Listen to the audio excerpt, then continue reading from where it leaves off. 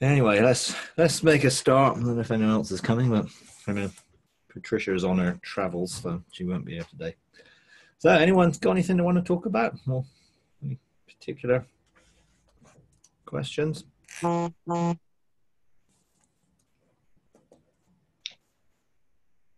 I do, but I will relent to Pamela and I will wait. Oh, I've got two Pamelas today. This is going to be confusing. So, I yield to you, Pamela. You go. Okay. Well, a lot of times, Mike, I share things because I'm told to publish them, in quotation marks, publish them. And the last time we talked, you made a comment about sometimes you feel like you're missing out on all the fun. Man, let me tell you, it's not always fun when you have, God does something and the whole faith test comes, I mean, I'll give you an example. And this I did publish with some people I walk. I publish a lot of things with people I walk closely with. I was doing this ascension exercise, releasing my light body. And I don't go on assignments per se. I'm taken on assignments. I was releasing my light body and having a good time. And I was taken to a place where all these teenagers were running, fearful, running for their lives. And I'm standing there as light. And I thought, I don't always understand. I thought it was a school. And all of a sudden I saw what they were afraid of. It was a huge snake. And, I'm not afraid, I do this stuff. I just grabbed it with my forefinger and thumb, grabbed the mouth, held it closed, with this light hand, and it's squirming and it's, trying to get away and it can't do anything. And I just, laughed and destroyed it, right? I mean, it's just piece of cake. The very next day, the Santa Fe shooting happened. Right. Now I'm freaking out. Well, I knew I did something. You sent me on assignment. I knew I stopped something. What is this, God? What is this? Did I miss something? Were there 2 attacks planned? What is this? So I got this huge faith attack. And then I also know when things hit me like that, it's gonna go through like a wave through the body. So I published this too. Expect some real faith challenges in the body. Do you know what I'm saying? Yeah. But sometimes you stand there and a wave hits you and you discern the wave and then you turn around and you watch it move through the body. But I'm like, what was that? And of course he takes his time answering me, especially when I have an attitude. And you never have attitude, surely. I just can't believe that. I can't believe it's funny how that works, isn't it? He allows my attitude. There are times he comes and says, "Why are you mad at me?" And I'm like, "Oh, was I? Am I?" It's not a real anger, but I'm real with him. I'm real with him, and I'm like, "What was that? Why? If you're sending me on assignment, if you keep saying, command me my hand, I command there to be no more school shootings, ever. Mm-hmm. Why can't I command that? Well, I don't think every school is your jurisdiction. I don't think we've got, otherwise we could say, hey, I command no more violence in the world ever. Well, exactly. Well, yeah, but how can one person command every individual who's got choices that they make? We can't. In a sense, there's people think about the sovereignty of God. God's sovereign, therefore, he's limited his sovereignty to working with us. And therefore, God doesn't make everything happen.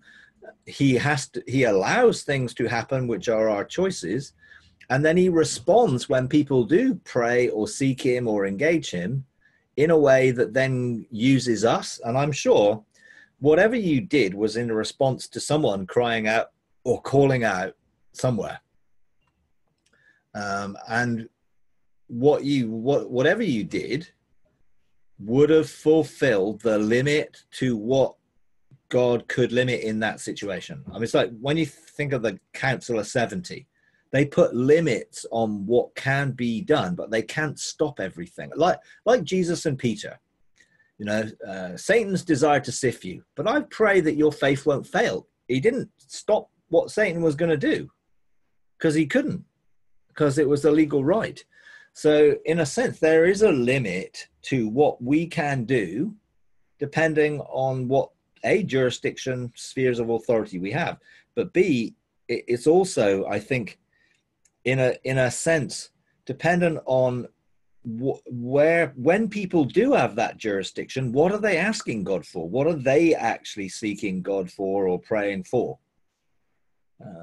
And I think God sends people like you and me and others who are involved in some of these things in response to a cry of help for people, or people praying for maybe these school shootings not to happen and various things. And so sometimes there's a limitation that occurs rather than a complete prohibition. And so I think in some of these situations, what you did, and what you did is all you could do. And I think that's what we've got to accept sometimes. We just can do what we can do, and the limit that does is what we can. And outside of that, you can't just stop everyone doing bad things, because then you'd stop everyone doing anything, because you'd have to stop everyone's free will and their choice. Now, free will, it's not, everyone's influenced by something and somebody. So our choices are always influenced and swayed by something, whether it be our past or other things. So in one sense, free will is a little bit of a funny concept, because no one's neutral in everything, but we have choices.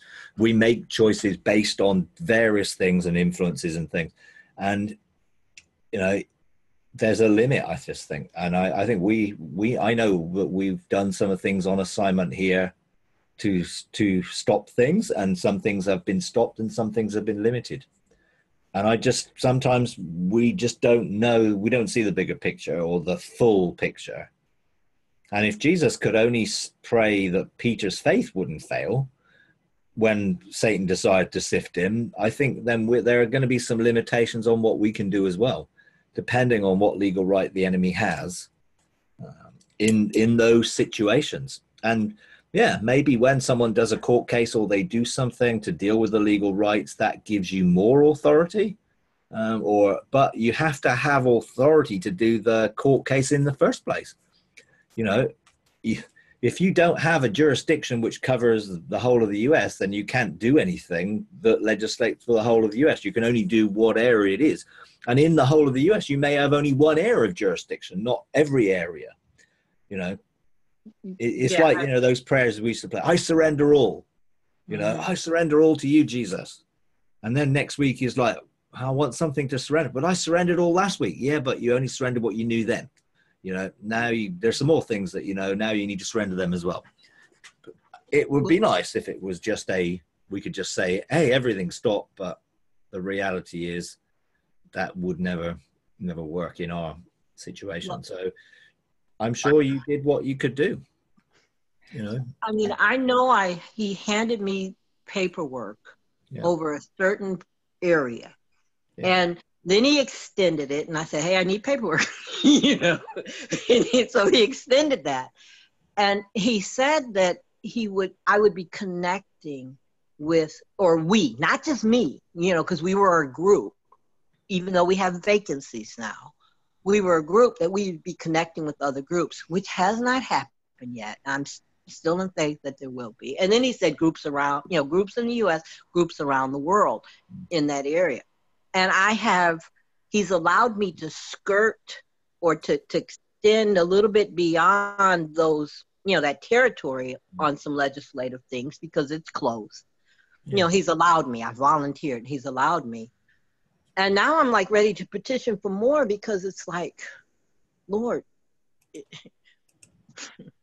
and when I have a vacancy, when we have vacancies, he supplies either someone from the cloud of witnesses or an ancient one to step in and fill in.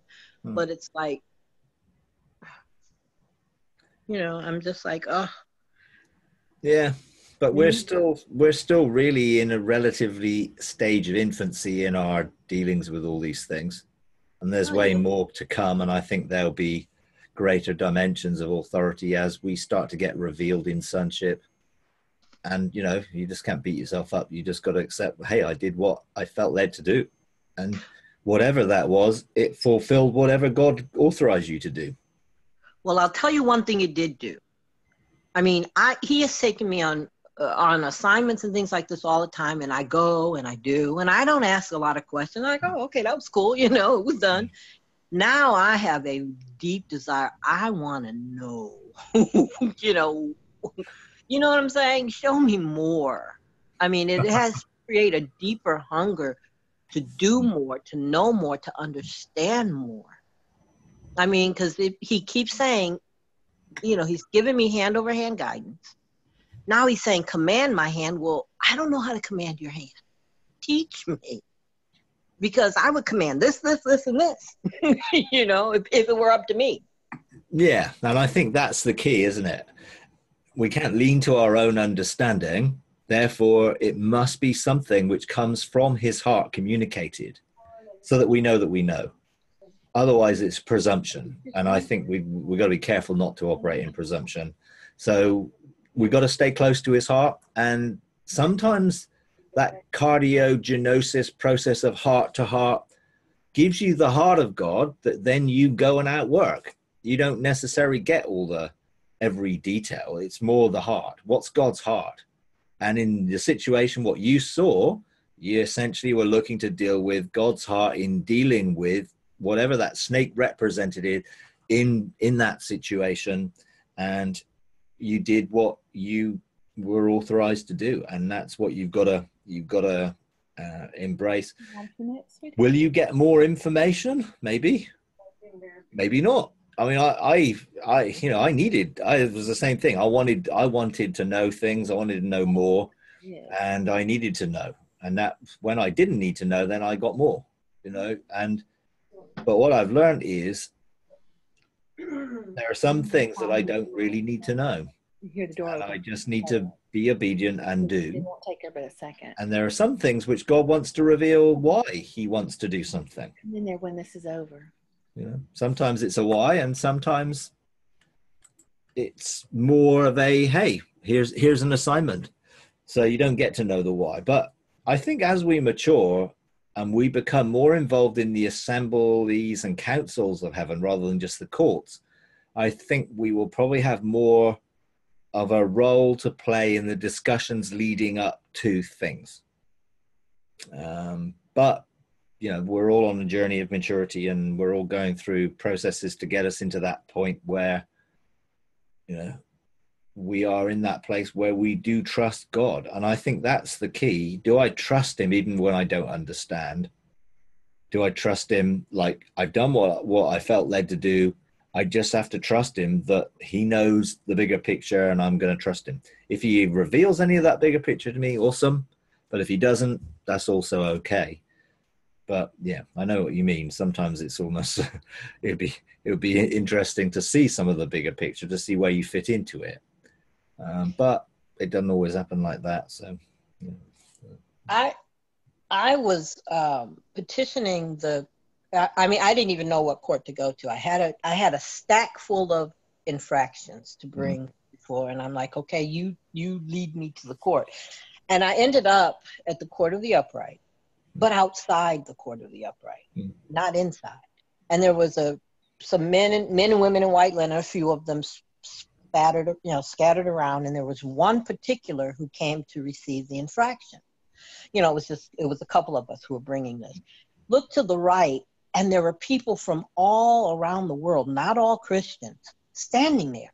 And I was like, it made me cry that they had infractions and petitions for God, not Christians. They were not, I could tell, you have a knowing that they weren't all Christians, and that he was merciful enough to receive their complaints. Even though, and I'm like, what is this? What is this? And it was like, this is likened to the court of the Gentiles. And I went, oh, okay. And it was interesting because I asked who well, was the one representative? And it was Lamech, the father of Noah. I didn't even know, I had to look him up, and of course it was perfect. I had to get afterwards, go in the Bible, okay, who is this again? And it was, it was made perfect sense that it was him collecting the infractions. But I was in tears that this multitude, not knowing Christ, were allowed to petition the court and bring infractions to be judged. Yeah, well, I think the kingdom carries with it a dimension towards all the children of God, those that know him and those that don't yet know him. And so God is loving all his children and wants to bring good into everyone's life, all the families of the earth. He wants to be blessed. So, God shines on the righteous as well as those who aren't. So I think it would make sense for me that God has a system within the courts, and thinking about it, connected to the men in white linen who've been here and who know the ropes, if you like, which may well include those who are perhaps crying out, calling for justice, looking for favor, asking for help in various ways, in which they have a way of those things coming before God and him being able to, obviously wanting to bring good and facilitate something good in those people's lives, without an agenda, or actually without, well, if you become my people, then I'll do this. Actually, he does it for people irrespective, because they're all his children. They just don't know it yet. So I think there is a process in that, which would have some logical sense, as well as, if you come from a place of the goodness of God and his patience and kindness and tolerance, rather than his annoyance with everybody, then he wants to be able to release blessing and favor on his children. It's us that get in the way of it, and he wants mercy to triumph over everything so that people can receive, that way. Yeah. I'm now looking for this court of the Gentiles at practically every court. Is there one at every court? Maybe. I mentioned this to some people, and they were like, "Oh no, only Christian. You can't go." I'm like, "What are you talking about? What do you mean they can't bring, Yeah. Oh, definitely. Yeah. Are you sure that's where you were?" I'm like, "Come on, I kind of know the court system. Yeah, I know it was, But it was, I'm looking for a court of the Gentiles at other courts now. I'm just curious. He sparked this curiosity in me now. It's like, I want to know more. Yeah. But, the Gentiles were God's children as much as Israel was. Just they were not knowing the relationship, and Israel did know the relationship, and they even knowing the relationship, they still messed up the relationship. God desires to communicate with everybody. He's at work in everybody. He's looking to outwork their people's destiny. He's at work. I think this is where a view of God as being separated from people, and therefore only some people he's working with, rather than actually he's at work in everybody, is what causes people to say, "Well, they can't be that court because those people can't." How do their prayers get to heaven?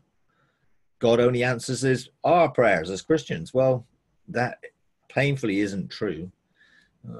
And even right through the Bible, God answered people's prayers in various ways who didn't necessarily know him, and used people who didn't necessarily know him as part of their journey. So, yeah, I think that makes, to me, knowing the heart and character and nature of God, that makes perfect sense to me, that he would find a way to be able to reach and engage people who are in some way looking to connect, even if it's for help or whatever it might be. Because a lot of people are looking for justice. But God's justice is obviously restorative and not retributive. So if they want God to punish somebody on their behalf, that ain't never going to work. So. Okay, Pamela, you got your hand up there. Yeah. I was going to go back to the school shootings, Pam, because I've been asking the Lord for, if there's anything we can do as a bench on that. And He's shown us a couple things, but we don't have any authorization really to do anything about it yet. I think it's coming, but He's shown us three things that we're to focus on. One, I believe that we're looking at fragmentation, possibly even dissociation with these kids. And prescription drugs are playing a huge part in this, as well as the video games. When you go to the desensitization of killing people and the violence of these video games, then you're looking at brains that aren't even developed. If you start these kids in underdeveloped brains, these video games that is being opened up to children are used to train military. And it's so you're desensitized to murder, to killing, so that you're not connected to it in any way. So those are some of the areas that we have to okay, honey. Those are some of the things areas we have to look at. Yeah, absolutely. Yeah, and I think there are obviously large issues that are worldwide, and again, it's how do you facilitate some of those things without, obviously we can't control people or control things, but we do need to find legislative things that enable us to make a difference in those areas.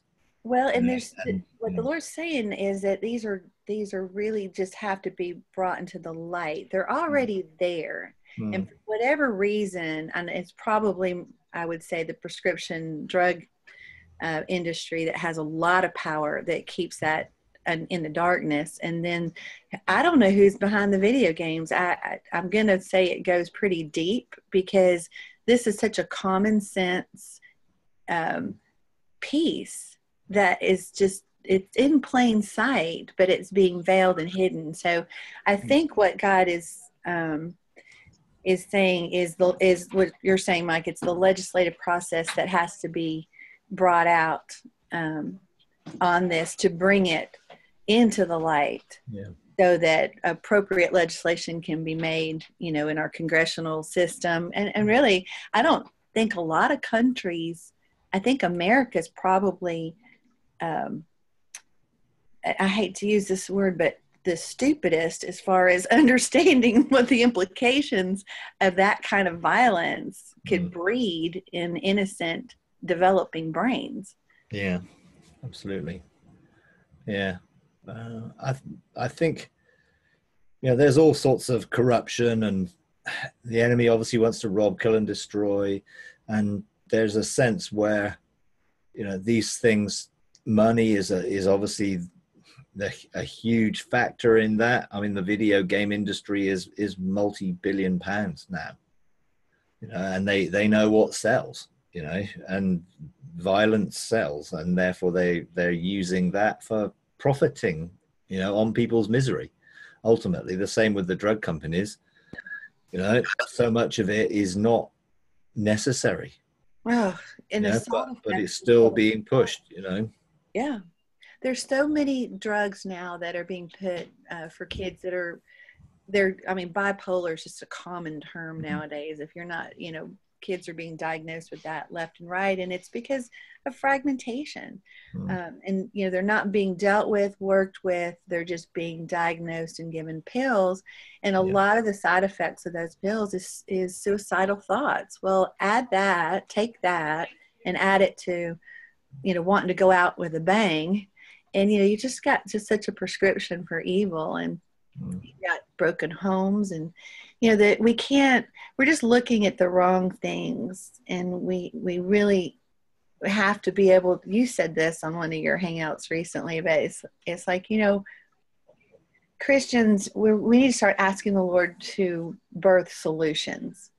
It's one thing to bring things into the fullness of the light. It's a whole other thing to be able to bring a solution to the table, which is really, there is just one solution, and that's God. I mean, pretty simple, but it's going to be about, helping to walk with people, building communities where they can come in and receive healing, from the inside out, and get introduced to relationship. And, there's just so much that can be done. I can see it. Yes, definitely. But that's why we need embassies of heaven on earth.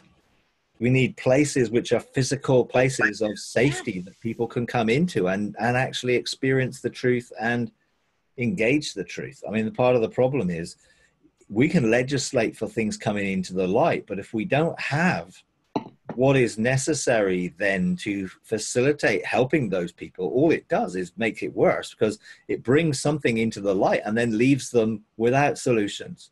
So, a lot of the legislative things bringing out the abuse and the sexual abuse in the different industries, and in this country several things came out, but it left people devastated. Some people it did bring closure, and they were able to open up and speak the truth about the abuse they suffered. We had in our football soccer clubs, there was a lot of abuse that went on, in the last 20 odd years or so, which brought this into the light. And then all of a sudden you find that people are then having to relive the things. It's brought it back up, and they're then looking to other things then to substances usually, to try and deal with that, because we haven't brought enough places where people can go and be made whole and find healing. Yep, that's it. In that way. So they're left, which I think is why we've got to be careful that we don't legislate things without actually looking at how we practically bring the solutions along with the legislation.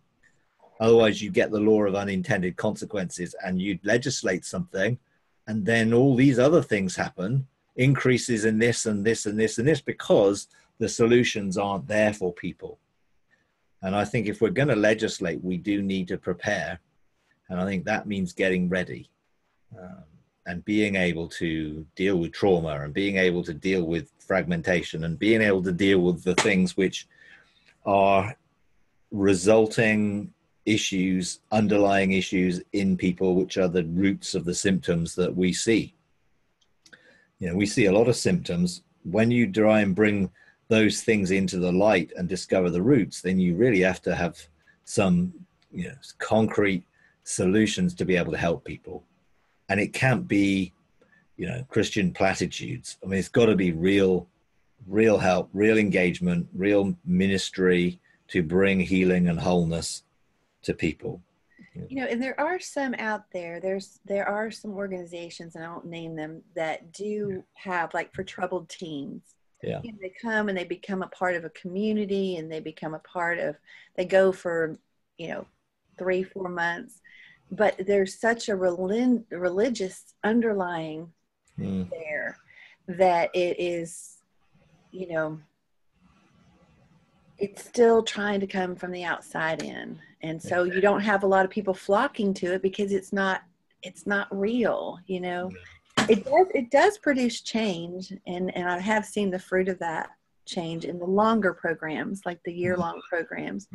But if, and I can't say if, I'm just going to say when, that births on earth, that the simplicity of the relationship and just what that will bring, I think I really believe it'll explode, because people don't know what to do. They just don't know what to do.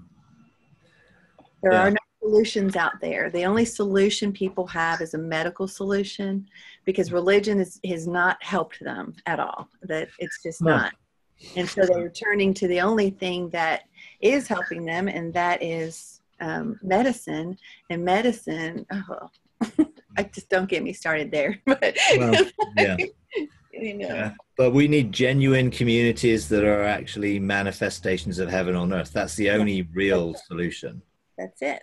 And when that happens, and I'm going to say when, because I can see it, God will draw the people in, and they will begin to pop up everywhere, because it really is getting There's Yeah. you can't make any sense of what's happening, Mm. in our schools, and there are no solutions other than God, but it has to be a real, authentic embassy of heaven, a safe place. Yeah, absolutely.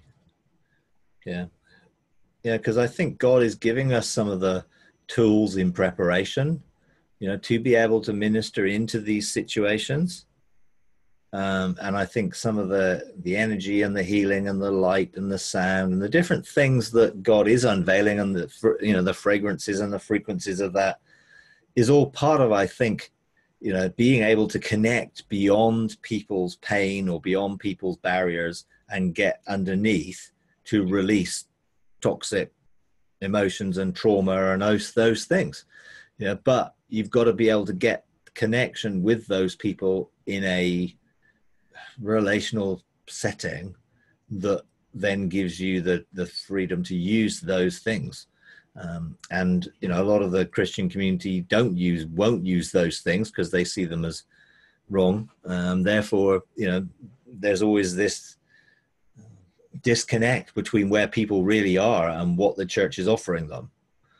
Well, I had over the weekend, I had some time, which I don't usually get a lot of, and I was just like, where do you want to go? What do you want to do? And so he took me into, I think what you're saying is people are having a hard time, especially the Christian culture, embracing New Age. But if you start talking scientific with them, boy, they'll dive in head first, So God took me into this woman here. Her name's Dr. Carolyn Leaf. Yeah. And she's, who she is. Yeah, she's great. Yeah.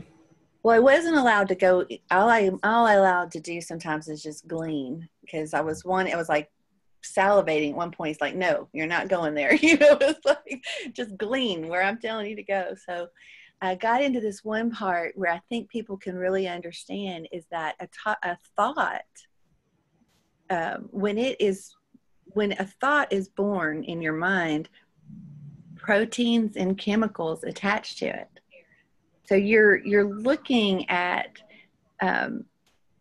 she talks about how the mind and the brain are separate, but the mind, there is the unconscious, the subconscious, where really life happened. And a lot of that record is in your childhood and the ways that you have developed and the ways that you have coped and the ways that you have managed that system.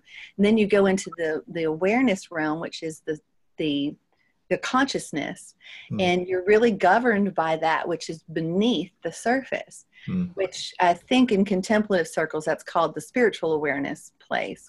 But anyway, not to get technical or anything, because I don't really fully understand all of it. But when the thoughts come, then these dendrites begin to form almost in a tree form, and then chemicals and proteins attach to it, and it's really the birthplace of sickness. So it goes back to, as a man thinketh, so is he. So there's so much there that you can help people bridge that gap of, hey, this is why this is. Now be able to introduce a solution to that. And then you can introduce all the things that God has, brought to us to be able to bypass those things, to be able to get into the subconscious, to be able to get into those places.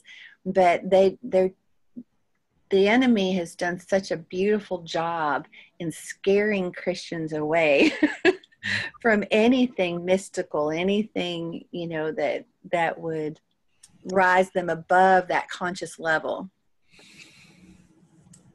Yeah, absolutely. And I think, God is unveiling truth through different ways and different people to connect with people in that way, which will, effectively enable them to actually really deal with what is causing their problems. Amen. What's underneath it and what's behind it. And, science does give you some insight into it. And I think when it comes to addictions and those things, a lot of people are just not sympathetic to where people are and don't realize the power of the mind when it's linked to an addictive pattern. And it isn't just, well, don't do it. You virtually can't not do it. Right. You're so driven because of what happens in your mind. Yep. The power of it. Yeah. I mean, it's real, and people need to understand it's real. It's not in our will. You know, it's not in the will. It's in the defense system that has been built. It's what we're governed and controlled by. But once again, he keeps breaking it down for me. There is such a simplicity in the safety and the security of love, helping people get to him and then helping them to just stay there. Don't do anything, just stay there and just let him love you until they feel safe. And let's move out. Let's move out once you feel safe. And I don't care if that takes a year, you know, or maybe it's 5 days. To the measure that you seek him, you will find him. So, you know, stay there where you feel loved and let him love you. He'll love you into safety and security. But we're such a distracted society that we don't even make room for that. So I'm hopeful, and I'm believing that these embassies of heaven will be birthed upon the earth, and I'm willing to let that be, you know, be part of that. I want to be a part of that. Awesome. Yeah. Give people a womb of God experience. Come, just get in the womb. He'll fix you. Okay. There's my simplicity. Get in the womb. He will fix you. And we'll walk with you. We'll walk alongside of you as he leads, guides, and directs. We're not doing anything else. But, you know, and that's it. Get in the womb of God. Let him hold you, man. The power of love. It's amazing. Yep, definitely. Yep. More powerful than any other thing. Okay. All right. Other Pamela's got her hand up now. Go for it. You know, it's interesting, the different roles that we each have. There's an evil threefold cord that I've addressed in court a few times on certain situations. It's mammon, pharmakia, and death. They have linked up. And, you know, the whole threefold cord is hard to break, even an evil one. But in court, you know, you get paperwork. And then I've also, like I said, I've been used to rescue. And I'm getting a greater understanding that I've rescued fragments of people from, you know, the muck and the mire, caverns and places of regions of captivity in the earth and in the stars. And then I'm kind of like done with it once I'm there, trusting God, you know, to have in place the next person who waters, or, you know, who tends that seed or whatever. It's interesting watching the different roles, because I'm not part of a church. I was never part of a church except for a brief season when he was building a foundation and he yanked me back out of it. I'm not part of the application on the earth other than the to and fro he sends me.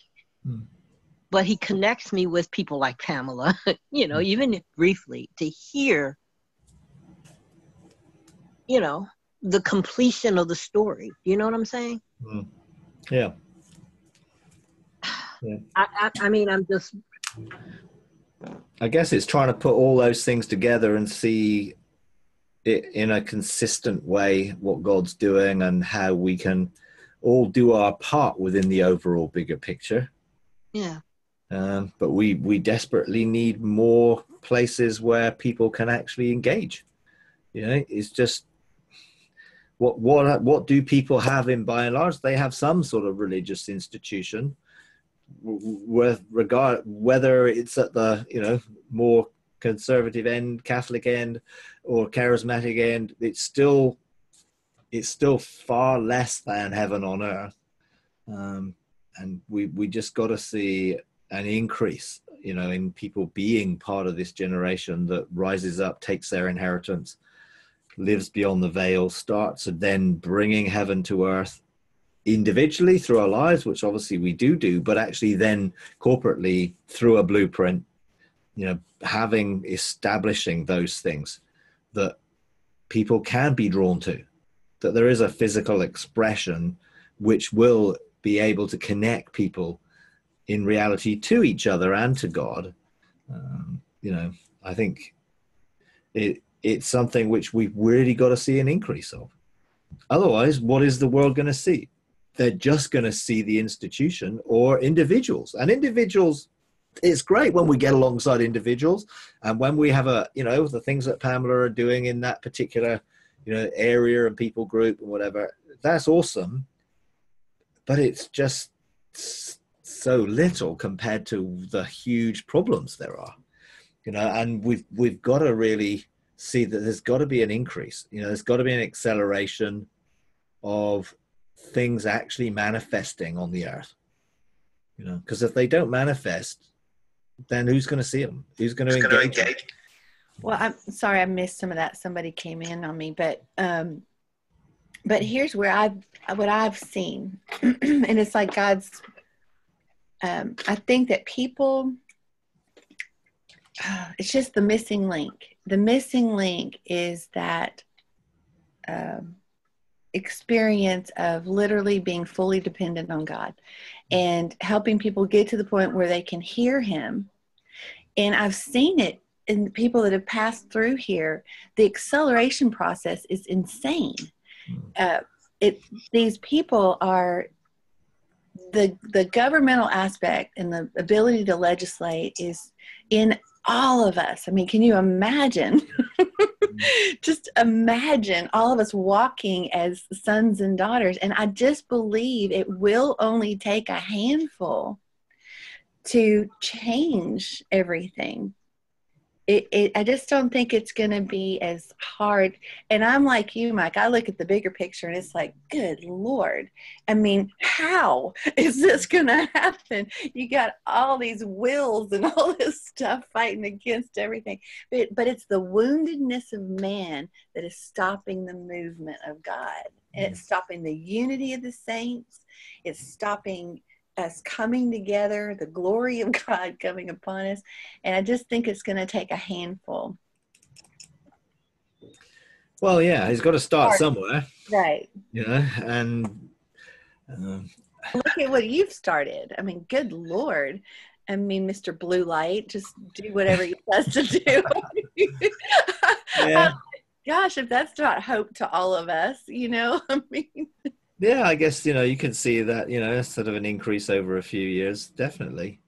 You just want more people to do the same, to take that and do the same and then multiply and each multiply. Because I do believe, it is going to be through people who embrace it and then increase. I think the mandate is basically the same. Be fruitful, multiply, fill whatever sphere you've got, subdue and rule. That's the mandate.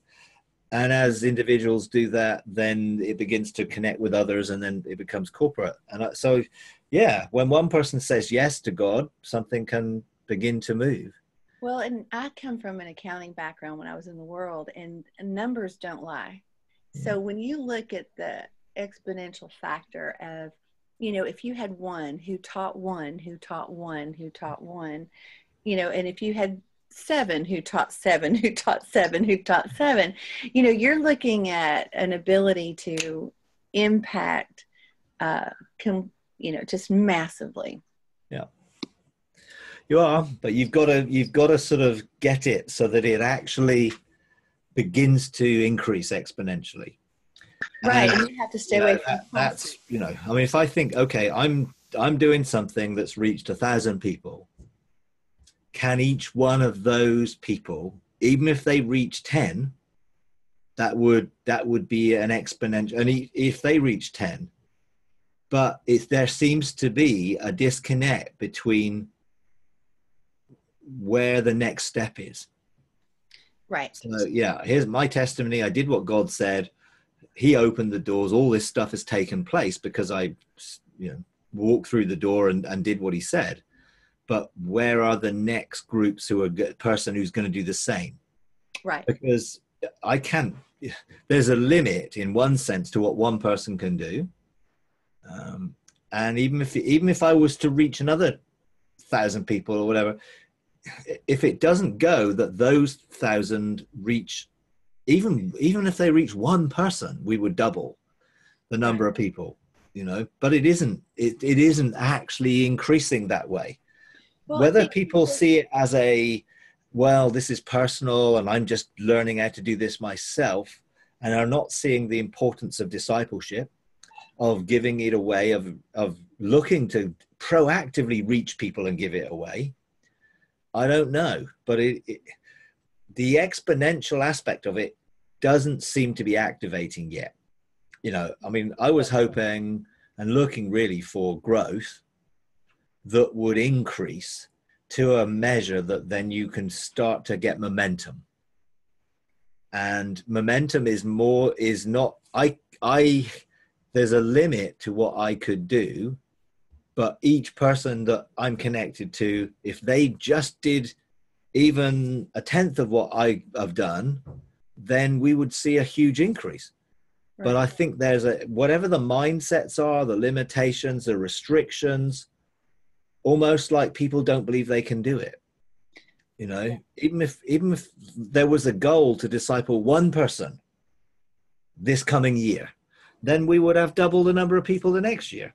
And if we did that again, we would have, 4 times eventually the next time, and then more. It does work. The numbers don't lie. I agree. But you've got to get people actually saying, I'm willing to do it.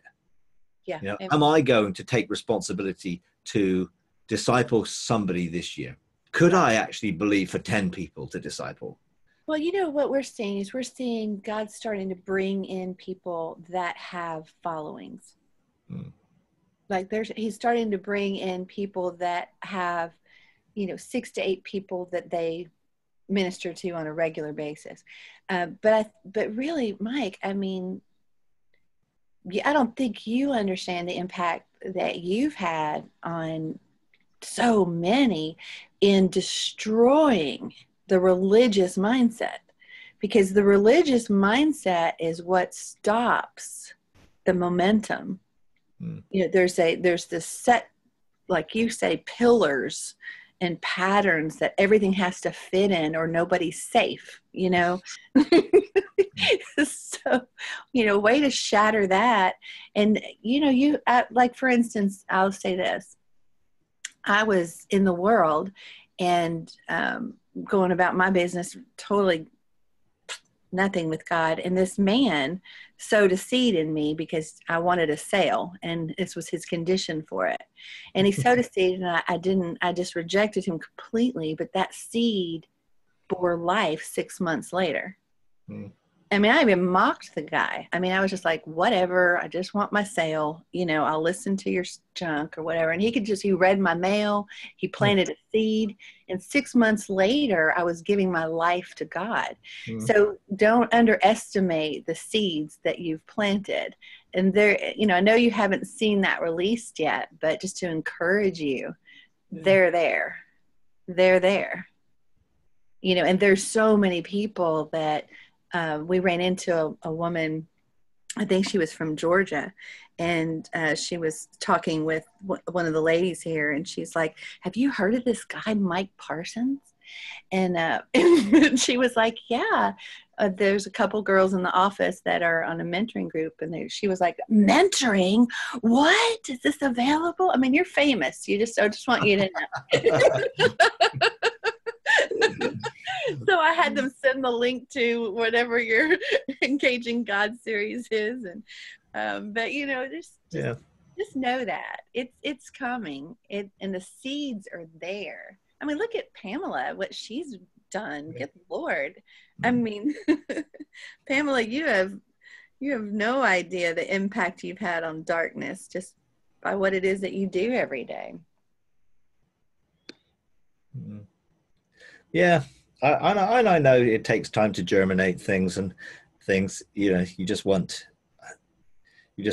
really just to see the momentum begin to build, really, I think. Yeah. And I know, I'm not in it for the short haul in one sense. I know it's going to take time. you know, to change the minds of a generation takes time. You know, it's just, I think all of us can do it. I think that's the exciting thing.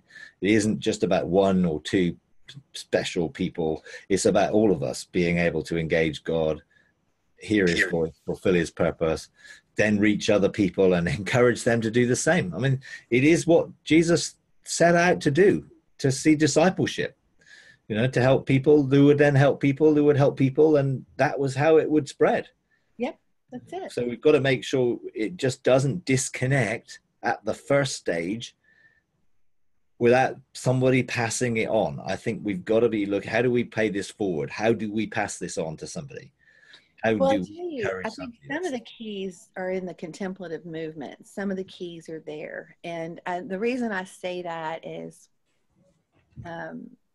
that assurance, that blessed assurance of who you are in him comes from that place. Yeah. I think where contemplative falls off is it's inaction. A lot of it is inaction. And so you have that now, what do you do as a son and as a daughter of God? The picture's not really painted there. And that's what you bring, Mike, that changed my life. Because I was more, I'd have just gone to a monastery or a convent and just spent the rest of my life in bliss, total bliss. Not having to deal with people, not having to deal with anything. I mean, that is my ideal. Find me an island, I'll go there. Or actually a mountain. I'm not into the beach, but now that piece of, it's where these two ways meet, honestly, I believe in my heart. That's what God's showing me. Because without one or the other, you're ineffective. You can't do what you do if you don't have that understanding that you are loved and that you can talk to your dad all day long, and you're one. If you don't have that, what you do can't be done. And then on the other side, if the contemplatives don't understand who they are and what's available for them to do, then that's where the disconnect is, I believe, right there. And in Pamela said it earlier, it's the unity that's going to bring the change. There needs to be too a girding up of the loins and a strengthening up of the backbone, because in my opinion, and I say my opinion, the things common to man should not stop someone from confronting the kingdom of darkness. You know what I'm saying? People are shrinking back because of things that are common to man, Well, the slack and the, I mean, come on, people. Really, what did that cost you? Okay, you had to fix your washer. That's just how, yeah. Like I said, you get so many vacancies because the backbone needs to be strengthened. The loins need to be girded. Yeah. Well, and then there's a danger in that too. We had a guy that he went into South Africa and he went on top of a mountain and he took on, I don't know what they did. I really don't. But he came back to America and he had a stage 4 melanoma and was dead. And the guy's perfectly healthy, no problems. And, so his whole community now looks at, okay, he went and confronted the devil and he's dead. And so it's like, okay, so now they're all just shrunk back, cut everything off, and so it was like, that they're afraid to step out, in the sense that if the enemy's got something in them or on them, he's gonna take that legal right and run it, like you have all of these pastors that are dying of cancer. What does that do to their whole congregations? I think it takes that backbone, Pamela, and just rips it out of people, because they're not, the boldness is they're seeing that those that do step out are dying, and that's like in a simplicity. Well, yeah, you can't have the fear of death. Right. You cannot have a fear of death. Right. I mean, because actually death is defeated, you move, you know what I'm saying? I leave this earth, I'm not dead. I'm sorry, I'm not dead. I've seen too many who are still very much alive. So you have to, that's the fear of death has to. And I think also is knowing what you've got a mandate to do and not stepping outside of it. Amen. Yes. That's the key, because that guy, if he was called to go to South Africa, he wouldn't have died. Right. If he was called to actually do that. I mean, it's the same thing. Robert Henderson tells the story of the two ladies who tried to take on the Principality of New York, and they died. Right. But they didn't have a mandate. They had a passion, they had a desire, but they didn't have a mandate. And we've got to teach people to get the mandates, because then they have the authority and the protection and the provision that go with those mandates, rather than doing something because they see a problem or they see a need, or they are affected in some way by something, and then they look for payback and they look to deal with that because maybe it's affected their family or whatever. We've got to do it because we've got a mandate to do it, and it's God's heart that we're doing it out of. And I think when you do that, there's no need to fear. Well, we have that backbone and that strength in him, because we're doing what he called us to do. And we've got to teach people to be able to discern what those mandates are. Well, and those people are still operating in that faith realm, that second tier where the warfare is, everything warfare, and it's the faith realm, and it's not the intimacy, because only the mandates can only come from intimacy. It is, absolutely. Which is why we've got to teach people to engage God and to hear him for themselves. Amen. Yes. Without the mediators and all the other people they have to go through, because that's when they get confidence that what they're doing is what God has inspired them to do. That's the spine that you're talking about, Pamela. You only do what you see him doing and what you hear him saying to do. And like I said, I raise my hand and volunteer, but if he doesn't choose me, I'm like, man. But well, it's nice that we were able to solve all the world's problems in this just short little time that we've been together. And I quick say, you shouldn't have circumcised my heart if you didn't want me to feel about these things. Well, there's no problem in volunteering. It's just making sure that we only respond to that which we've been chosen to do, and not just because we are moved with compassion or we see the problems or we are connected to it. And that will then, it will only come out of the relationship with God's heart, rather than, our own understanding or the limits to what we see. And that takes, again, intimacy and relationship. None of us could do what we're doing without that, Well, and change, that's where it's all birthed, Change is happening. I'm encouraged. I ask the Lord to see the good news. I want to see the good news every day, and he shows it to me. And it's real. It's happening. Yeah. No, that's good. Okay. All right then. I'll leave it there, and I'll